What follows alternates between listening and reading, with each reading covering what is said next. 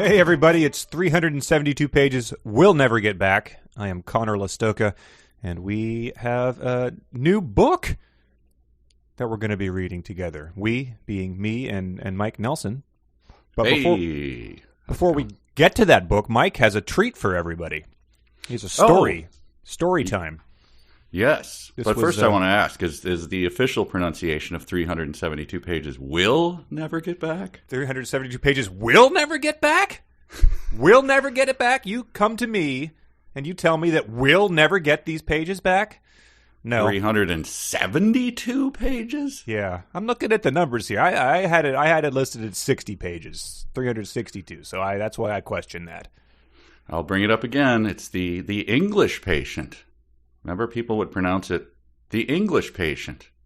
Well, there's a guy in the other room, the patient, the English patient. Anyway, yeah, they're trying to be polite about it, like the English patient has a hook for a hand, so they're trying to figure out how to identify him. So they don't want to be rude about it. So they're saying no, the English patient. Like, right. No, he has a. Come on, Captain Hook. Yes. Anyway, sorry. So you say that the English patient? I just think there should be no emphasis, right? How can you have no emphasis? Well, I mean, you don't have to hit one strongly. The English Patient. Sounds like you're hitting patient there. That would be the English Patient? That's a talking cat. Yeah, I don't know. There was a Seinfeld about it, and that's my English Patient memory. So that's probably how they pronounced it there, and it just sort of caught on. But that was just that it was a terrible movie. Yeah, it was overrated. But it was a Best Picture winner. Oh yes, I believe so. Yeah, never have seen it. Probably have talked to people who saw it back when people in high school were trying to watch every Best Picture winner, but. Well, listen to the podcast 3.25 hours. I'll never get back, and it's all about the English Patient. Anyway, I do. I have a little. I teased this on our call-in. Call-in? Call-in? Well, someone asked about it. Someone called up, I think, from a barbecue place, and for whatever reason, this was on their mind as they were about to get some. The barbecue was being chopped. And they wanted. I believe I teased it on a different podcast. Okay. Like trees walking, maybe, or maybe the other one. I don't know. But it's a story of my inheritance. Yeah. And so I'd like to briefly tell you how that happened, with leaving out certain details so that people can't,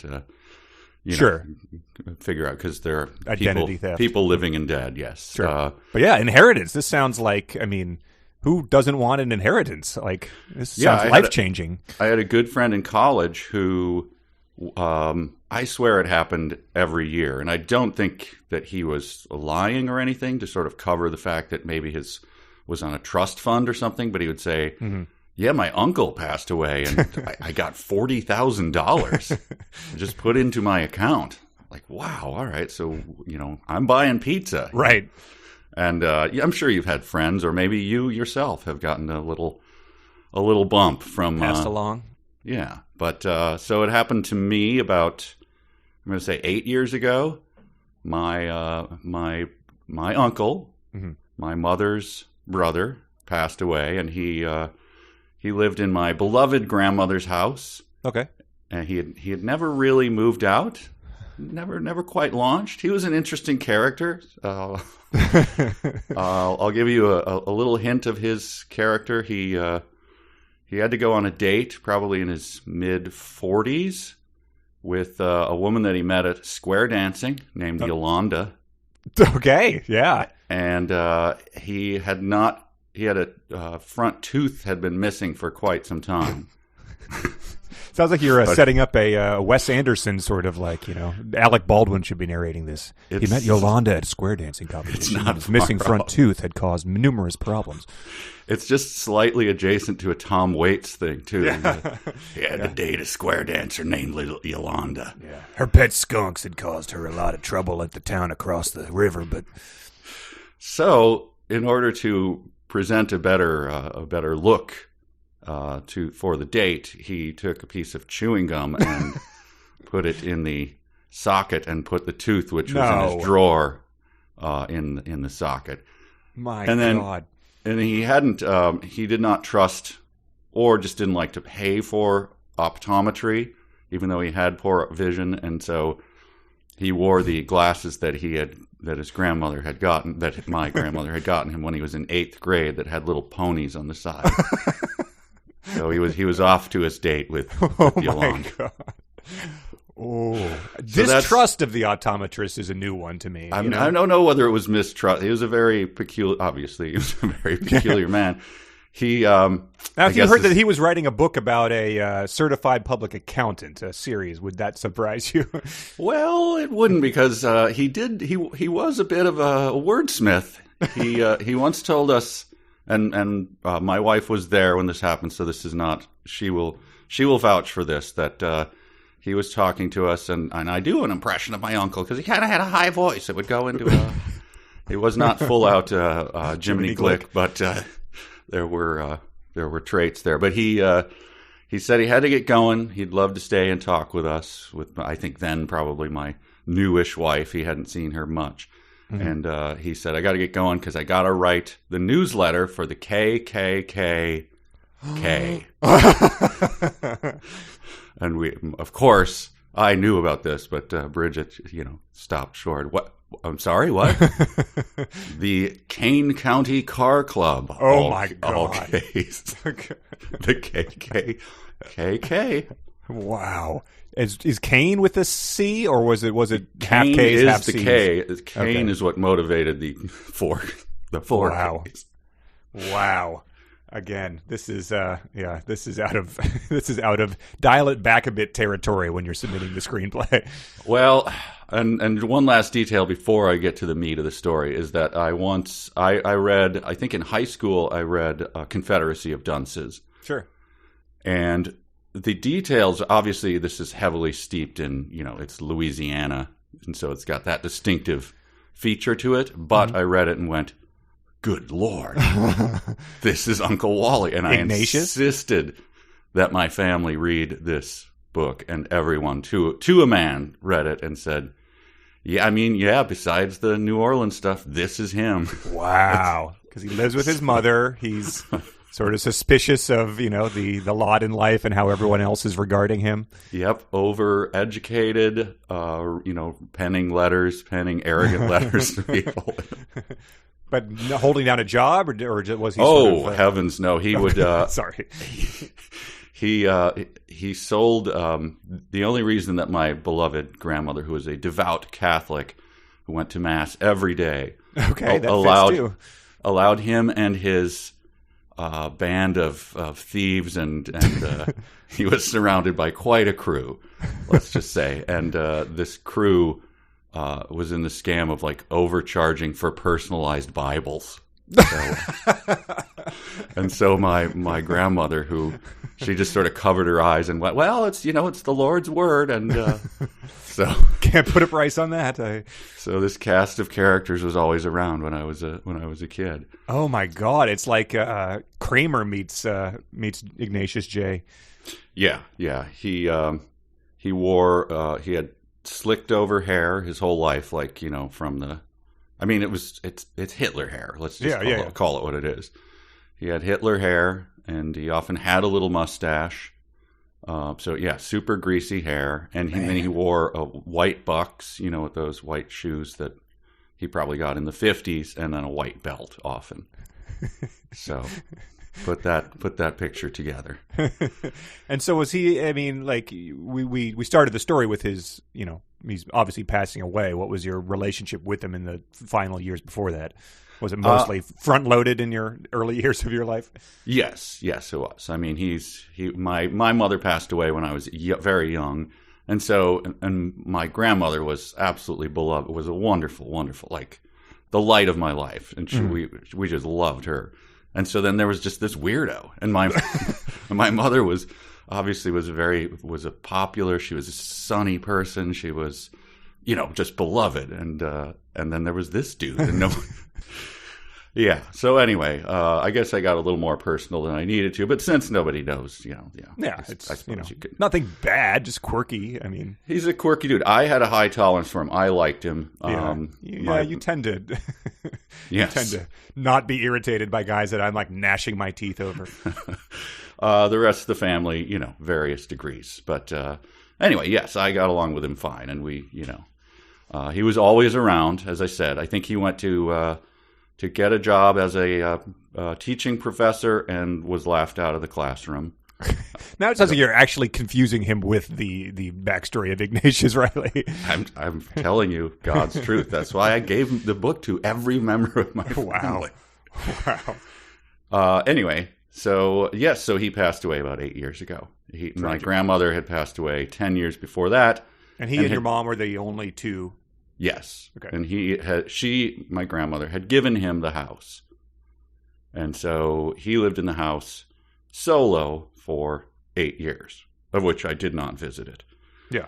And so the lawyer called me and said that this had, I'm sure you knew that your uncle had passed away, but the house is now it belongs to you and your two brothers. Yes. I remember this day. It was at the office with the second floor, and I remember you coming in and saying, "My uncle died." I was like, "I'm so sorry," and you were sort of like, "No."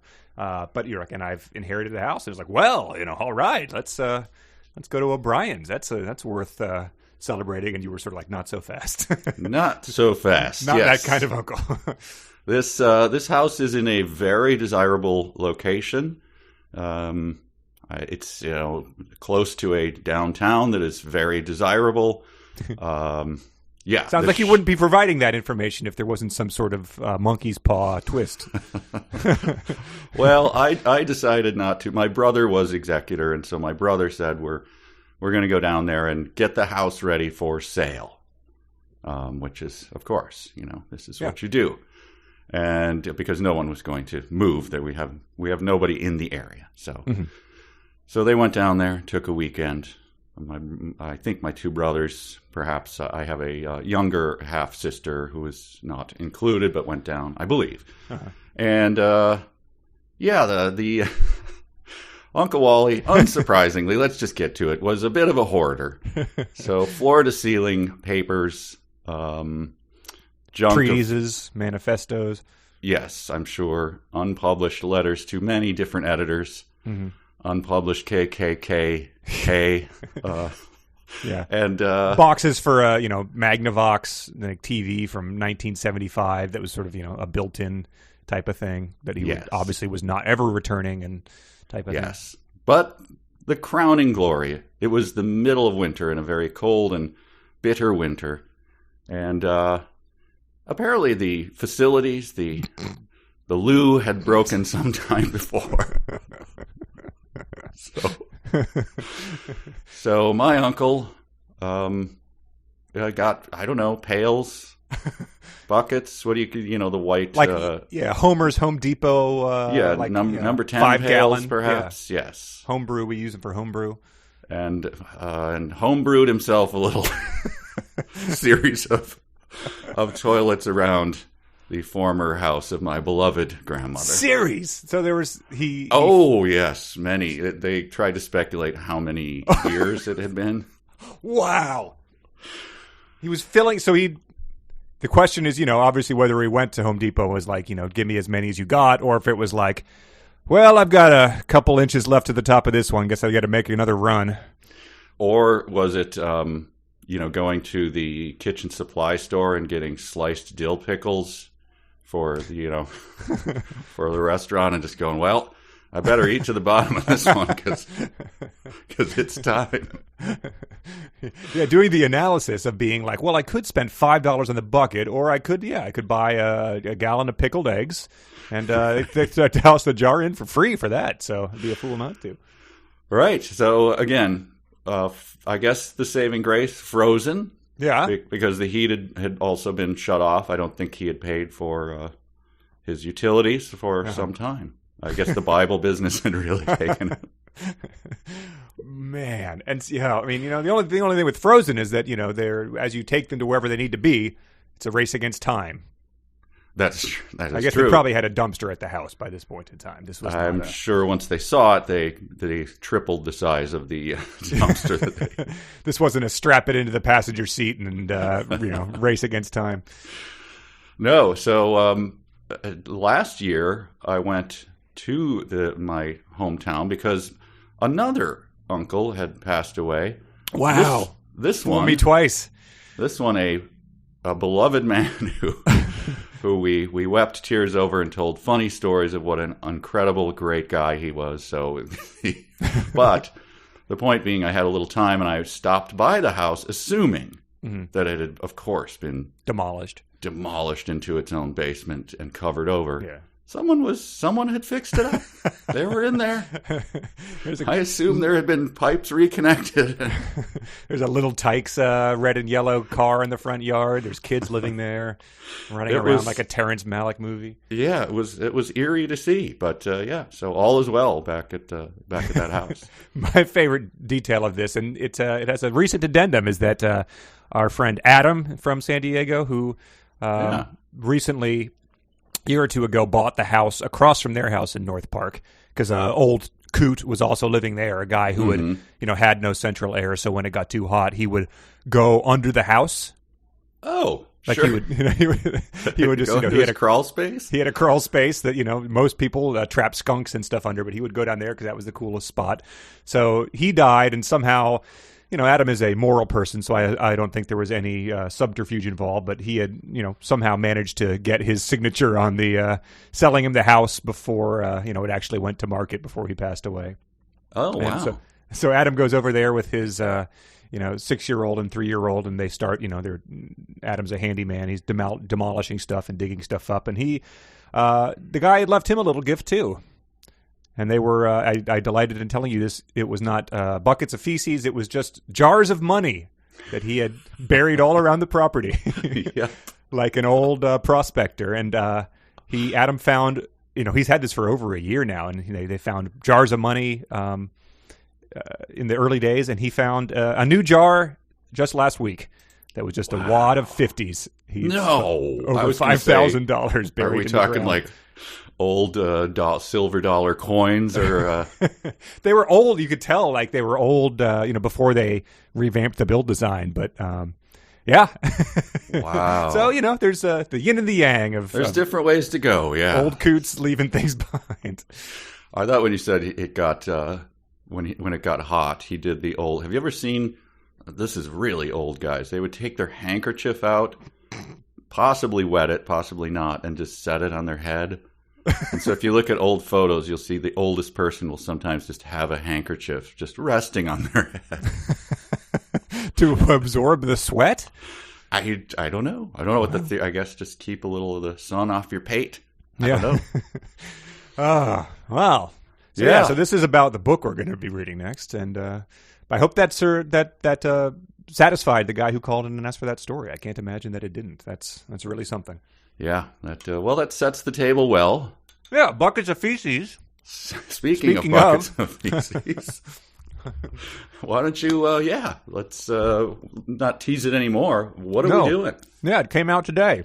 Midnight Sun by Stephenie Meyer. Woohoo! This is Twilight. This is revolutionary, as retold from the Edwards point of view, the vampire, Robert Pattinson. And so this is, I guess, something the world needed. Yeah.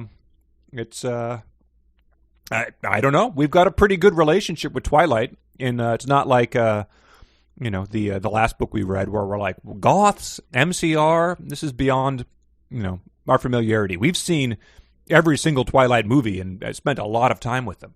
Mm-hmm. I'm not sure I'll remember. I mean, the broad and general things, CGI babies, shirtless werewolves. Yes, I've got sparkly vampires. Yeah, the mustache dad wearing plaid and drinking Rainier. Gape mouth staring from our heroine. And vampires that at some point in time revealed to have Southern accents because they were Confederate generals in the Civil War. Mm-hmm. Softball playing vampires. Oh, of course. Yeah. Oh, yeah. That's in the first book. So I believe it's just the first book being retold. Oh, thank God. From his perspective. But yeah, we did all the movies at Riff Tracks. We went and saw a couple of them in the theater, I feel like. I've got a picture of me and you and Sean at we went and saw it, I remember. And do we have to because we were going to come out on the day of? Maybe, yeah, or could have just been a publicity stunt. I'm not sure, but yeah, I'll dig up that picture.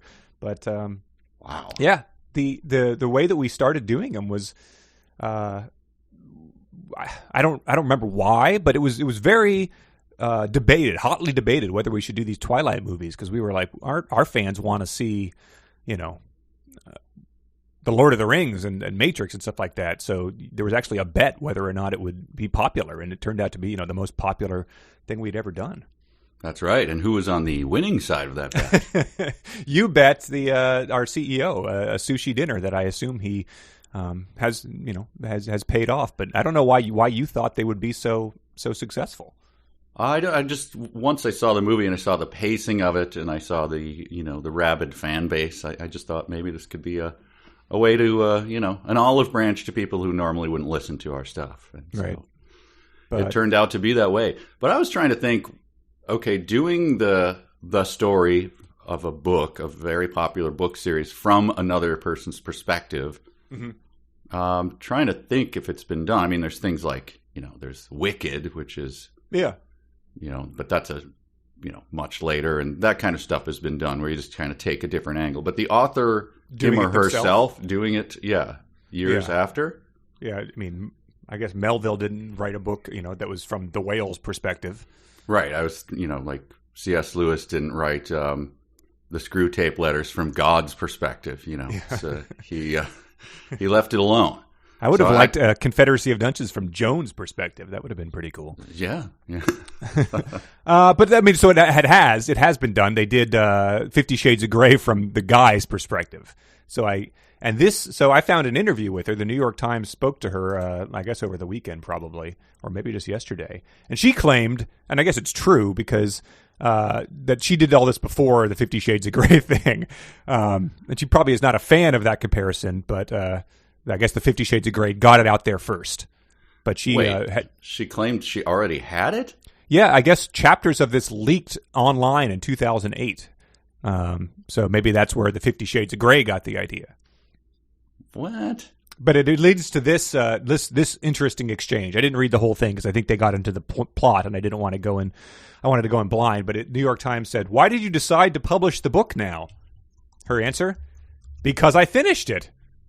The reason it wasn't published earlier was because it was not done."